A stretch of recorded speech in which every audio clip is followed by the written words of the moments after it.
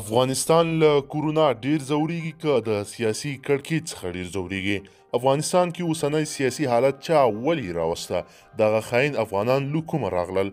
آیا دغه جګړه نالوستو کسانو شروع کړې او که لوستو؟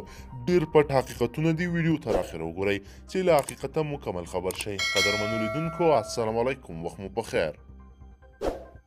هغوی چې د هیواد په روانو حالاتو چوپ دي هغوی په همدې کې ګټې دي. حکومت دننه سیاسي شخړې له کورونا هم جدي ناروغۍ ده او د ملت لپاره ستر بحران رامنځته کړی ده.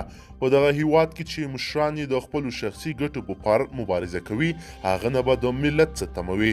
دلته روانه جګړه د نالوستو په پرتله لوستو کسانو ډیره ګرمه کړې ده او شدیده روانه ده.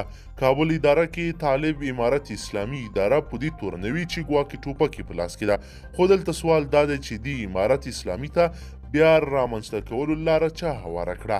د عبدالله مکمل فامیل په هندوستان کې ده، د پارلمان رئیس کور په دوبۍ کې ده، ولسمشر اشرف غني کورنۍ همدارنګه په خارج کې ده. په افغانستان کې د عادي معین کور په امریکا کې ده. تر اوسه ما اوریدلی چې د رئیس جمهور یا وکیل یا وزیر زوی چا ویشته وي؟ هیڅ کله نه. دوی داسې جګړه پر مخ بیایي چې د دوی شتمنۍ د دوی فامیل ټول محفوظ دي. تنها زما او ستا کورنۍ او ژوند په هره ثانیه کې د خطر لاندې ده.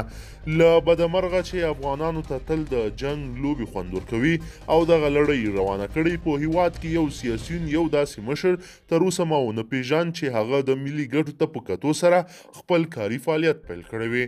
دلته لوبه د جنګ لوبه ده، که فکري جګړه ده، که د ټوپک په ټوله کې د امریکا او روسي لوبه ده.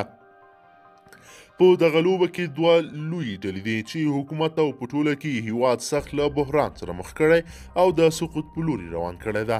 دلته د کورونا ناروغۍ دومره په شدت روانه نه ده لکه څومره چې رسنیو د پراختیا رنګ ورکړی ده.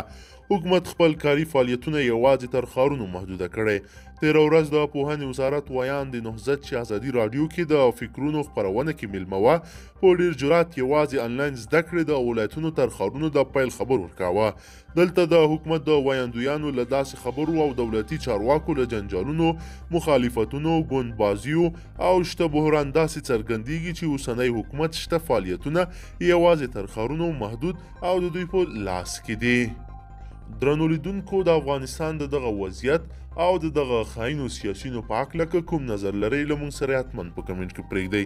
که چیرې غواړئ چې ورته تازه او مهمو پیښو څخه ځان ډېر ژر او په لنډو کې خبر کړئ، زموږ چینل د سره سبسکرایب کړئ او ویډیو د سره حتما لایک کړئ. تر بلې ویډیو مو په لوی رب سپارمه.